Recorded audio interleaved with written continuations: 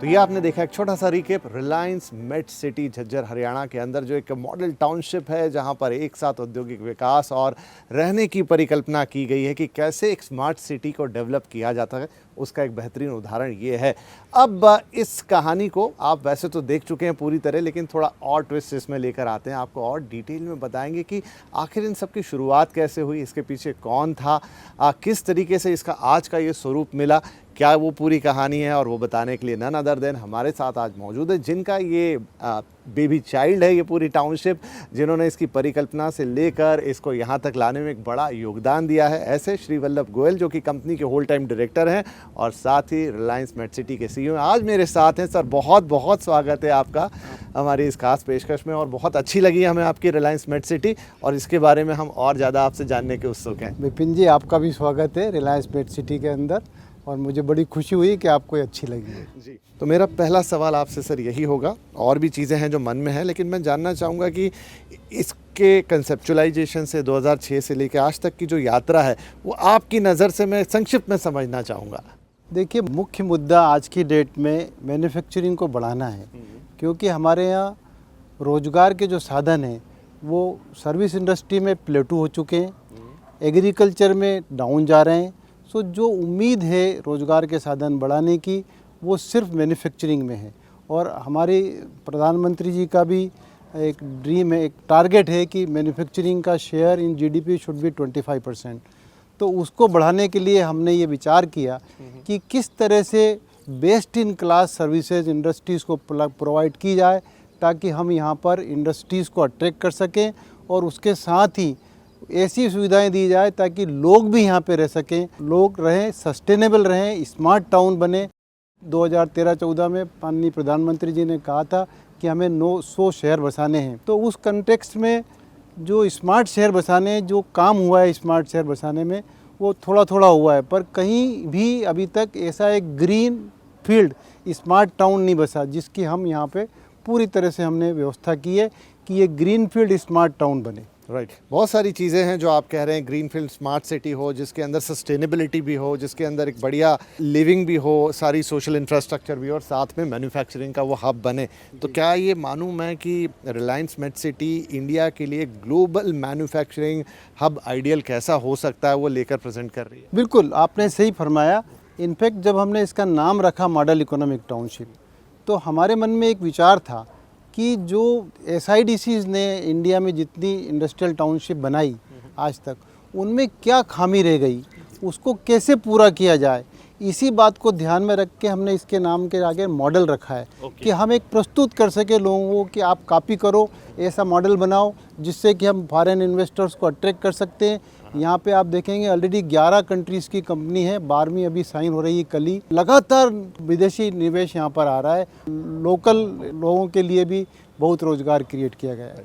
Well sir, मैं एक चीज़, आपने जैसे कहा कि अब तक जो इंडस्ट्रियल टाउनशिप बनते थे वो मोस्टली गवर्नमेंट की तरफ से होते थे, बहुत सारे प्राइवेट भी आए, इस इलाके में भी हमने कुछ और देखे। रिलायंस मेट सिटी में क्या डिफरेंस है, क्या वो अलग आपने किया है जो ये दूसरी जगह अब तक नहीं था?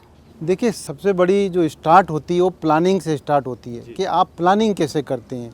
तो हमने जो यहाँ पे प्लानिंग की है स्टार्ट से, उस प्लानिंग की ये खूबसूरती है कि यहाँ पे हमारा जो सोशल इंफ्रास्ट्रक्चर भी है और कमर्शियल और इंडस्ट्रियल इंफ्रास्ट्रक्चर भी है, तो दोनों पास पास भी है पर अलग अलग भी है, जिससे कि जो सस्टेनेबिलिटी है उसका सबसे बड़ा फ़ायदा मिले, ताकि हम जो है ट्रांसपोर्टेशन मिनिमम कर सकें, पोल्यूशन मिनिमम कर सकें, और वही सबसे बड़ी चीज़ है। और उसके बाद जो दूसरी चीज़ हमने की है यहाँ पे वो है डिजिटल इंफ्रास्ट्रक्चर, क्योंकि आज का युग है डिजिटल का, और डिजिटल इंफ्रास्ट्रक्चर का हमने काफ़ी यूज़ किया है, चाहे वो वाटर डिस्ट्रीब्यूशन हो, पावर डिस्ट्रीब्यूशन हो, हर एक चीज़ में डिजिटल इंफ्रास्ट्रक्चर का यूज़ किया गया है। तो ये कुछ चीज़ें हैं। और थर्ड जो बिगेस्ट फैक्टर है वो सस्टेनेबिलिटी है। हमने यहाँ पे काफ़ी ओपन एरिया बनाया है, ग्रीन किया है, जिसकी वजह से हम आज की डेट में IGBC platinum rated industrial development है, टाउनशिप है। तो मैं ऐसा स्पेसिफिकली दो चीज़ों के बारे में पूछना चाहूँगा।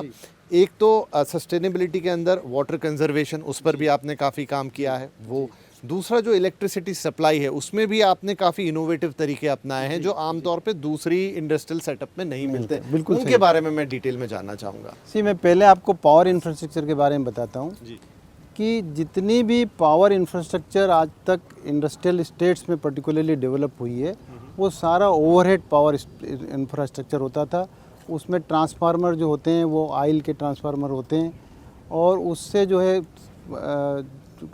इंडस्ट्रीज़ को कंटिन्यूस पावर सप्लाई मिलने में दिक्कत आती है, क्योंकि वो एनवायरनमेंट की वेगरीज के अंदर काम करते हैं। इसके लिए हमने यहाँ पर शुरू दिन से 220 kVA का सब स्टेशन बनाया है और उसके बाद जितना भी पावर इंफ्रास्ट्रक्चर बनाया वो स्मार्ट ग्रिड कंसेप्ट पे है, RMU सिस्टम है और सारा अंडरग्राउंड है।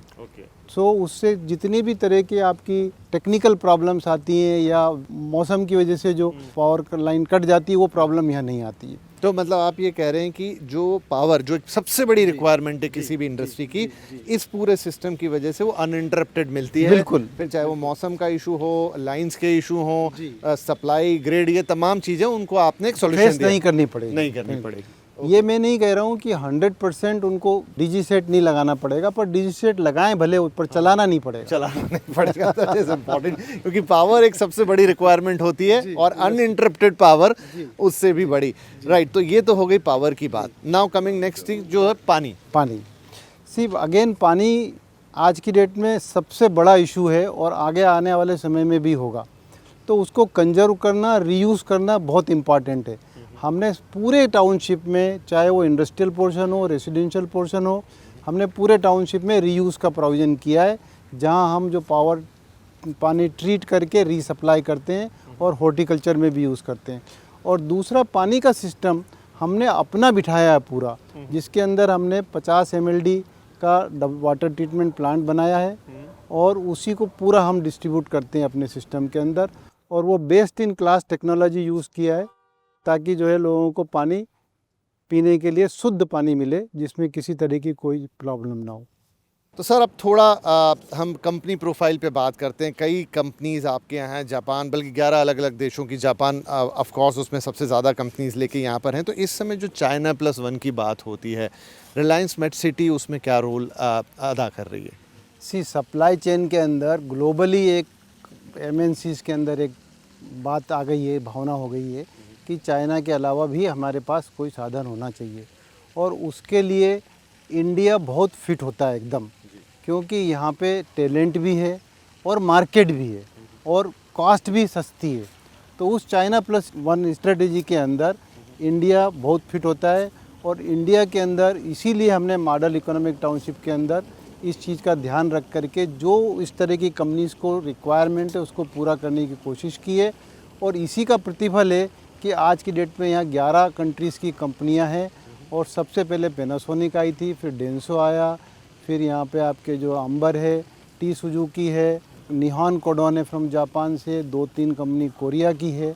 डिफरेंट कंट्रीज से कंपनियाँ आई हैं और बहुत सारी कंपनियाँ आने को उत्सुक हैं। ठीक है, तो गोयल सर एक चीज़ जानना चाहेंगे कि जब ये फॉरेन कंपनी, जैसे आपने 10-11 कंपनियों का नाम लिया, उसमें मेजॉरिटी जापान, कोरिया जैसे एडवांस देशों से है, जब ये फॉरेन कंपनीज आती हैं इंडिया में, वो क्या चाहती हैं, क्या उनकी रिक्वायरमेंट होती है, और जब वो रिलायंस मेट सिटी का रुख करती हैं तो आप उसे कैसे फुलफ़िल कर रहे होते हैं? सबसे बड़ी उनकी ज़रूरत होती है कि वो लोकेशन बढ़िया हो, उसके बाद इंफ्रास्ट्रक्चर बढ़िया हो। लोकेशन जहाँ तक सवाल है, हम 1 घंटे के अंदर यहाँ पर इंटरनेशनल एयरपोर्ट से पहुँच सकते हैं। वो एक प्राइमरी रिक्वायरमेंट होती है। उसके बाद नेक्स्ट होती है कि हमको एक बहुत बढ़िया क्वालिटी का इंफ्रास्ट्रक्चर मिले। और थर्ड रिक्वायरमेंट होती है, इंफ्रास्ट्रक्चर बनाना ही इतना इम्पॉर्टेंट नहीं है, उसको चलाना उससे ज़्यादा इम्पॉर्टेंट है। आज आप देख रहे हैं किस तरह का मेंटेनेंस है यहाँ पे, जैसे कोई एक residential, high and residential colony में होता है, उस तरह का मेंटेनेंस हमारी इंडस्ट्रियल कॉलोनी के अंदर भी है। जी, तो ख़ास तौर पे यूरोपियन कंपनीज़ हैं, जापानीज़ कंपनीज़ हैं, कोरियन कंपनी हैं, तो क्या उनके साथ पार्टनरशिप में आप कुछ यहाँ पे काम कर रहे हैं, या मान लीजिए उनको जब आना होता है तो वो, क्योंकि देखिए आप उनको एक जगह तो दे रहे हैं, लेकिन कई बार इन्वेस्टमेंट की बहुत सारी पॉलिसीज़ होती हैं, सिंगल विंडो क्लियरेंस की उम्मीद होती है, ये पूरा इकोसिस्टम कैसे काम करता है? एक्चुअली में इसमें देखा जाए तो जो हरियाणा सरकार ने पिछले दिनों एक बहुत अच्छा काम किया है जिसके अंदर सिंगल रूफ के अंदर सब अप्रूवल्स मिलती है और वो बहुत इफ़ेक्टिव है। और हरियाणा सरकार की जो पॉलिसीज़ भी हैं वो काफ़ी प्रगतिशील हैं और उसमें काफ़ी बेनिफिट दिया जाता है। और ये जो हमारा टाउनशिप है यहाँ वाला, ये इसके अंदर जो हरियाणा सरकार ने कैटेगरीज बना रखी है ABCD, तो A में बिल्कुल बेनिफिट नहीं मिलता है और D में मैक्सिमम मिलता है और हम C में हैं। तो इस वजह से भी जो है लोगों को यहाँ पे काफ़ी बेनिफिट हो जाता है और वो भी एक कारण है कि इंडस्ट्रीज़ यहाँ पे आना चाहती है। अच्छा, मैं देख रहा हूँ अलग अलग कंपनीज़ है, ऑटो कंपोनेंट भी हैं, ऑटो एंसिलरीज भी हैं, डिफेंस इक्विपमेंट वाली भी हैं, पेंट वाली भी हैं, इलेक्ट्रॉनिक्स भी हैं। तो किस तरह की कंपनी प्रोफाइल्स इस जगह को ज़्यादा सूट करती हैं? यहाँ पे जो लार्ज इंडस्ट्री होती है जैसे सीमेंट है, स्टील है, उनको नहीं सूट करेगी, उनके लिए उपयुक्त नहीं है। और फिर दूसरा हमारा चूजिंग का जो निर्णय है उसमें हमको नॉन पोल्यूटिंग चाहिए। अच्छा, ये भी है? या ये भी बड़ा इम्पॉर्टेंट है। तो हम कोई भी पोल्यूटिंग इंडस्ट्री को जगह नहीं देते हैं। This has to be white, green and orange maximum. और उसी तरह से हमने यहाँ पे इंडस्ट्रीज़ ली हैं और आप देखेंगे कि सब तरह की इंडस्ट्री हैं। ऑटो कंपोनेंट है, इलेक्ट्रॉनिक है, फर्नीचर भी है, यहाँ पे मेडिकल डिवाइसेस भी है, यहाँ पे पॉलीमर भी है, प्लास्टिक्स भी है, सब तरह की इंडस्ट्रीज़ हैं। आप you name a industry and this is where you make a ecosystem wherein the one country, one company's output becomes the input for another country, and that's why this attracts the people when there is a lot of mix of the industries are available. जी, एक और सवाल sir, आपने थोड़ी देर पहले connectivity का भी जिक्र किया था कि मुंबई दिल्ली इंडस्ट्रियल कॉरिडोर वो भी यहाँ से गुजर रहा है। एक इम्पॉर्टेंट रेलवे लाइन यहाँ से मैं देख रहा हूँ, आसपास काफ़ी सारे बड़े बड़े गोडाउन्स हैं जहाँ पर कारें वगैरह रखी हुई हैं या वेयर हाउसेज बने हुए हैं। लॉजिस्टिकली ये जगह कितनी इम्पोर्टेंट है? बहुत सूट करती है क्योंकि NCR के अंदर इससे बढ़िया जगह नहीं हो सकती। देखिए यहाँ पे KMP एक्सप्रेसवे है, उसके बाद KMP के साथ हरियाणा ऑर्बिटल रेल कॉरिडोर बन रहा है, उसके बाद यहाँ पे फरूखनगर में एक हम गति शक्ति कार्गो टर्मिनल बनवा रहे हैं, उसके बाद फरूखनगर से झज्जर की रेल लाइन प्रपोज्ड है और सबके ऊपर अभी अभी हरियाणा सरकार ने अनाउंसमेंट किया है कि वो यहाँ पर 6 लेन की कनेक्टिविटी द्वारका एक्सप्रेसवे से झज्जर तक देने वाले हैं। इस रोड के डेवलपमेंट के बाद इस जगह का स्वरूप 4 गुना बढ़ जाने वाला है कनेक्टिविटी के रूप। राइट, तो ये कनेक्टिविटी भी इसकी एक इम्पॉर्टेंट चीज़ है जिस पर रिलायंस की मेट सिटी एकदम ऑन बैंग है, परफेक्ट लोकेशन है। कुछ और बातें अभी हम सर से करेंगे, लेकिन उसके लिए किसी एक दूसरी लोकेशन पे सर को लेके चलते हैं।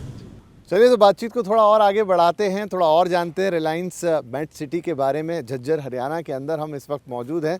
गोयल सर हमारे साथ लगातार हमें बता रहे हैं कि कैसा ये डेवलपमेंट है अब तक और कैसे ये आगे डेवलप होगा। गोयल सर, थोड़ा फ्यूचरिस्टिक सवाल एक आपसे पूछना चाहता हूँ कि 8000 एकड़ से ऊपर की ये ज़्यादा टोटल आपकी टाउनशिप है और अभी डेवलपमेंट 1/4 के आसपास या उससे थोड़ा ज़्यादा हुआ है।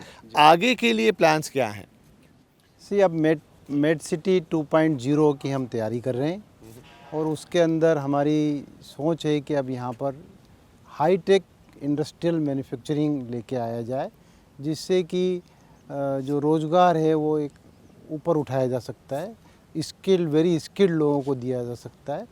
और उसके साथ ही इसमें अब हम नेक्स्ट यहाँ पर IT एंड ITES और GCC, जिसकी कि बहुत रिक्वायरमेंट है आज की डेट में, उसको लेके आने की तैयारी कर रहे हैं। राइट, तो आपने रोज़गार का जिक्र किया। एक मोटा मोटा आंकड़ा मैं कहीं आपकी जो रिपोर्ट्स है उनमें पढ़ रहा था, 40,000 तो डायरेक्ट एम्प्लॉयमेंट है और बहुत लगभग उससे 2 या 3 गुने इनडायरेक्ट एम्प्लॉयमेंट्स हैं। तो अभी का क्या लेटेस्ट अपडेट है और आगे चल के जो आपकी पूरी प्लानिंग है, कितना और रोज़गार यहाँ बनेगा? आज की डेट में इस क्षेत्र में करीब 40,000 लोग काम कर रहे हैं, डायरेक्टली एम्प्लॉयड हैं।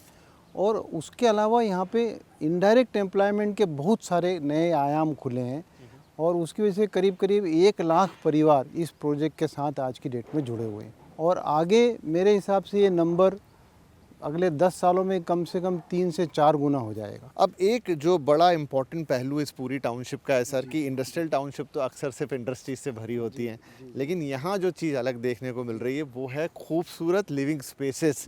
आप प्लॉटेड डेवलपमेंट भी कर रहे हैं, कुछ छोटे हाई राइज भी मैंने देखे, आगे भी आपके कुछ प्लान्स होंगे।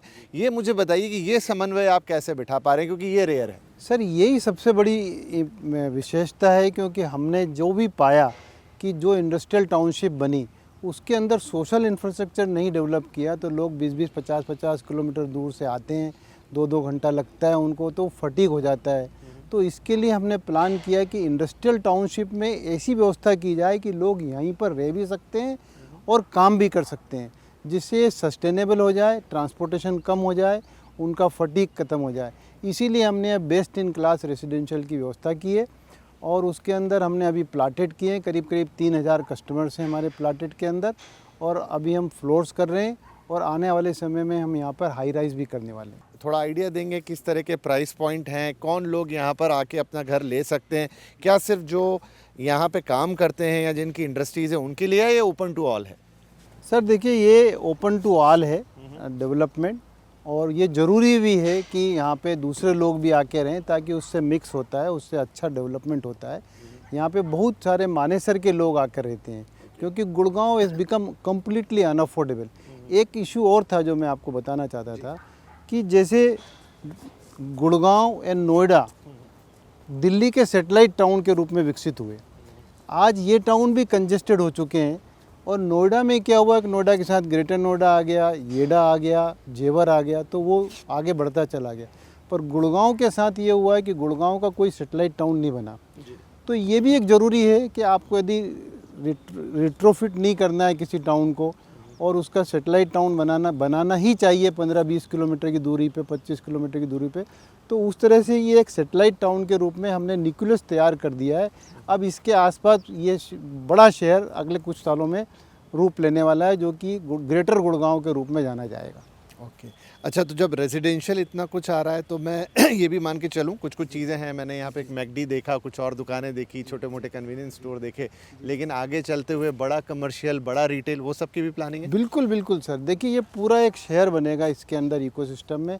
ऑलरेडी यहाँ पे एक स्कूल अंडर कंस्ट्रक्शन है, एक 150 बेड का हॉस्पिटल अंडर कंस्ट्रक्शन है, और हमने काफ़ी सारे कमर्शियल ऑफिस कॉम्प्लेक्स बना दिए हैं, और आगे चल के बड़ा कमर्शियल भी आएगा, एंटरटेनमेंट भी आएगा, और हम कम्युनिटी सेंटर बनाने वाले हैं, एक बहुत बड़ा मंदिर भी बनाने वाले हैं। तो ये सब पूरा एक शहर के डेवलपमेंट के लिए जो भी एलिमेंट ज़रूरी है, हम सब एलिमेंट पे काम कर रहे हैं। परंतु इशू यही है कि ये धीरे धीरे होगा, एकदम नहीं हो सकता है, क्योंकि लोग भी होना चाहिए उसके लिए, और लोग धीरे धीरे आते हैं। इंडस्ट्री के काम के लिए तो जल्दी आ जाते हैं लोग, पर रहने के लिए धीरे धीरे आते हैं। तो ये सब काम होगा यहाँ पर। अच्छा, आपने कहा अगर आप शेयर कर सकें तो जो इतना बड़ा टाउनशिप है, 8000 एकड़, और इतना आप सब कुछ कर रहे हैं, कोई एक इन्वेस्टमेंट फिगर आप दे सकते हैं? सी ऑलरेडी हम अपनी तरफ से करीब 10,000 करोड़ का इन्वेस्टमेंट कर चुके हैं यहाँ पर, और जो इंडस्ट्री जिन्होंने लगाई है उन्होंने करीब यहाँ पे 20-25 हज़ार करोड़ रुपए का इन्वेस्टमेंट कर चुके हैं, और आगे आने वाले समय में और होने वाला है, क्योंकि अभी जो इंडस्ट्रीज़ आई हैं वो करीब 50-60% ऑफ द लैंड पे आई है, 70% लैंड पे आई है, अभी 30-40% पे और आना बाकी है, और ये आगे और डेवलपमेंट होगा। करीब 5-6 हज़ार एकड़ लैंड हमारे पास डेवलपेबल इसी साइड में और है। तो ये तो बहुत बड़ा शहर बनने वाला है। यहाँ पे investment will reach into multiples of today's investment. एक तो गोयल सर, अच्छा ये लग रहा है, यहाँ बैठे हैं हम अभी आके, इतनी बातचीत हो रही है, तो चारों तरफ इंडस्ट्री भी दिख रही है, ये खूबसूरत सा रेजिडेंशियल एरिया भी है, तो बिल्कुल ऐसा महसूस नहीं हो रहा कि आप किसी इंडस्ट्रियल टाउनशिप में। बिल्कुल सही कहा आपने। राइट, तो ये अच्छा, एक लोगों के मन में और सवाल आएगा, चूंकि आप यहाँ प्लॉटेड डेवलपमेंट कर रहे हैं या रेजिडेंशियल बना रहे हैं या इवन इंडस्ट्रियल जो भी आपकी लैंड होगी, तो उसके रेट्स क्या होते हैं, प्लस क्या उसमें किस तरह का अप्रिसिएशन देखने को मिलता है इस तरह के टाउनशिप में? देखिए, दो बातें हैं। हाँ, एप्रिसिएशन तभी होगा जब इंफ्रास्ट्रक्चर अच्छा बनेगा और मेंटेन अच्छा होगा। इसीलिए मुझे कहते हुए बड़ा फ़ख्र है कि जो हमने इंडस्ट्रियल प्लाट 17-18 में 5600 रुपीज़ स्क्वायर मीटर में दिए थे, वो आज की डेट में 35-40 हज़ार रुपया है। तो वो कम से कम 6 गुना पिछले 6-7 सालों में बढ़ चुका है। और सिमिलरली हमने जो रेसिडेंशियल प्लाट अक्टूबर 21 के अंदर 25,000 रुपये गज में दिए थे, वो आज करीब करीब 90,000 रुपया गज है। वो भी 5 सालों के अंदर करीब करीब 4 गुना हो चुका है। ये सब हुआ है आज की डेट में because we have done a good development, we are maintaining good development. That is why whosoever comes here he just fall in love with this place. अच्छा, तो कोई भविष्य की उम्मीद, अगर 6 साल में 5-6 गुना, तो आगे कितनी उम्मीद की जाए? देखिए ये तो भगवान मालिक है। मैं किसी को भी ये एहसास हो जाए कि कितना इतना बढ़ने वाला है तो फिर वो सब खुद ही करे। चलिए ये छोड़ देते हैं हम व्यूअर्स के ऊपर पर ही। ये सही है हाँ जी, कि 100% यहाँ पे अप्रिसिएशन बढ़िया होगा, अदर प्लेसेस से ज़्यादा होगा, क्योंकि एक रिलायबिलिटी है कंपनी की, इसमें एक रिलायंस का नाम जुड़ा हुआ है, एक कमिटमेंट है अच्छा काम करने का, तो डेफिनेटली अप्रिसिएशन अदर प्लेसेस से अच्छा ज़्यादा मुझे होगा, बताइए, ये रिलायंस चूंकि अपने आप में बहुत बड़ा नाम है और भी जैसा मैंने कहा कि आजू बाजू इंडस्ट्रियल सेटअप है, कुछ प्राइवेट भी हैं, रिलायंस का जो टैग है या नाम होने का, वो कितना बड़ा बेनिफिट है? नहीं 100% बेनिफिट है। There is a people just believe it that they will do it, and ऐसा नहीं है, हमने खुद भी यहाँ पे इन्वेस्टमेंट किया है। हमारे यहाँ पे 1-2 वेयर हाउसेस हैं, 3 जियो के हैं, और अभी और भी इन्वेस्टमेंट आने वाला है रिलायंस का। यहाँ पर हमने यहाँ पर वो सीबीजी के 2 प्लांट लगाए हैं, जो कि सस्टेनेबिलिटी के लिए वापस बहुत अच्छी चीज़ है। उससे यहाँ के जो किसान हैं वो अपना जो रेसिड्यू है वो बेच सक के पैसे कमा सकते हैं, और कमा रहे हैं ऑलरेडी।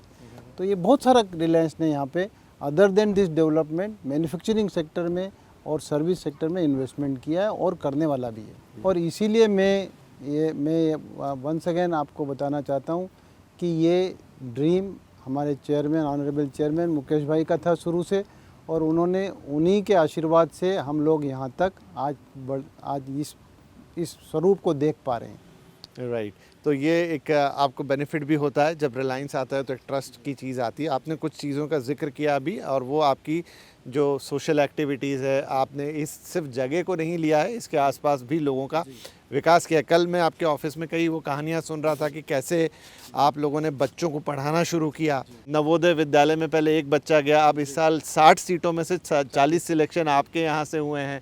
एक कहानी ये सुनी कि कैसे एक बच्चा पहले कुछ गाय भैंस चरा रहा था, उसको पढ़ाई में लेकर आए, और अब वो किसी बढ़िया सर्विस में लग गया है।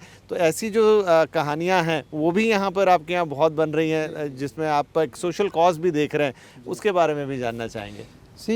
CSR बहुत लेट आया, पर हम इस प्रोजेक्ट में शुरू दिन से CSR कर रहे हैं अपने स्वेच्छा से, और उसी का प्रतिफल है कि आज तक आपने यहाँ पे किसी तरह की कोई चीज़ ऐसी नहीं देखी कि जिससे हमारी यहाँ न्यूज़ बने, और हम शुरू दिन से कर रहे हैं। इसमें कई सारे ऐसे प्रोग्राम हमने किए हैं जो यूनिक है अपने आप में, जैसे हमारा नवोदय विद्यालय के लिए एडमिशन कराना। जैसे आपने खुद कहा कि 60 में से 40 बच्चे इस साल हमारे सेलेक्ट हुए हैं यहाँ पर, वो बच्चे हैं जो सिर्फ गवर्नमेंट स्कूल में पढ़ते हैं। हमने इसमें प्राइवेट स्कूल में ट्यूशन नहीं लगाई है, जो हमने व्यवस्था की सिर्फ गवर्नमेंट स्कूल में लगाई है। और मुझे ये कहते हुए बड़ी खुशी है कि कुछ स्कूल में तो गवर्नमेंट स्कूल में बच्चों की संख्या बहुत बढ़ गई, क्योंकि वो चाहते हैं हमें रिलायंस का जो ये प्रोग्राम है जिसमें नवोदय विद्यालय में एडमिशन हो जाता है, उस प्रोग्राम को अटेंड करना है। तो ये बड़ी खुशी की बात है। सिमिलरली हमने एक प्रोग्राम किया जो हमारा मिशन सहयोग है। गवर्नमेंट की सैकड़ों स्कीम होती है, पर लोगों तक पहुंचने में दिक्कत होती है, तो हमने उसके द्वार पे ले जा करके गवर्नमेंट की स्कीम को पूरा प्रतिफल रूप से दिलाने का प्रयत्न किया है, और उसमें हज़ारों लोगों को इसका बेनिफिट मिल चुका है, क्योंकि उनको जानकारी भी देते हैं, उनका फॉर्म भी भरते हैं, उसका फॉलोअप भी करते हैं, जब तक कि उसको गवर्नमेंट की स्कीम का बेनिफिट ना मिल जाए।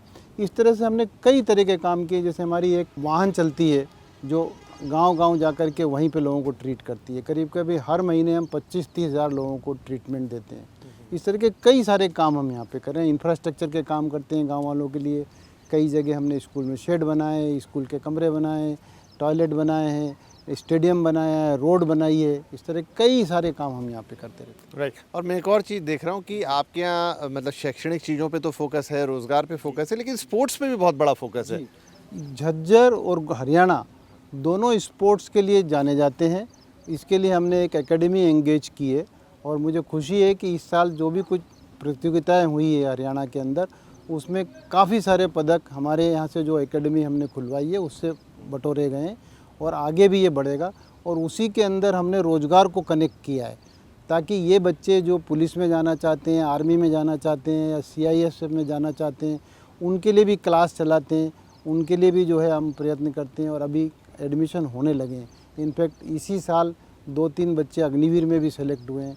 तो ये सब जान के बड़ी खुशी है कि हम लोग इस तरह के लोगों को यहाँ पे आगे बढ़ा रहे हैं। राइट, तो मेरा फाइनल क्वेश्चन सर, अगले 10 साल में हम इस रिलायंस मेट सिटी को कैसा देखेंगे? इस रिलायंस मेट सिटी को आगे आने वाले समय में आप एक नया शहर बनते हुए देखेंगे, जिसमें कि हर तरह की सुविधाएं होंगी, चाहे वो एंटरटेनमेंट हो, चाहे वो एजुकेशन हो, हेल्थ हो या आपके लिविंग कंडीशंस हो।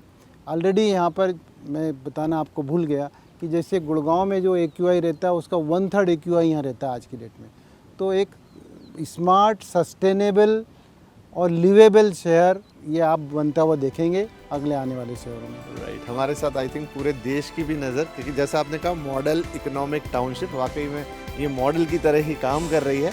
और स्मार्ट सिटी कैसे इवॉल्व हो सकती है, कैसे बन सकती है, कैसे सस्टेनेबल हो सकती है और कैसे वो सामाजिक उत्थान को भी अपने आप में बढ़ावा दे सकती है देश की औद्योगिक चीज़ों के साथ साथ, उसका एक बढ़िया आपने यहाँ पर नमूना पेश किया है। और ये ऑलरेडी इन कंस्ट्रक्शन है और आगे इसमें बहुत डेवलपमेंट होने वाला है। हम भी उत्सुक रहेंगे भविष्य में और जानने के लिए। लेकिन फिलहाल गोयल सर, बहुत बहुत धन्यवाद आपका, आपने वक्त निकाला और हमें इतने डिटेल से इसके बारे में बताया। वाइल तो इसी के साथ रिलायंस मेट सिटी झज्जर हरियाणा में हमारा ये सुहाना सा सफ़र समाप्त होने आ रहा है।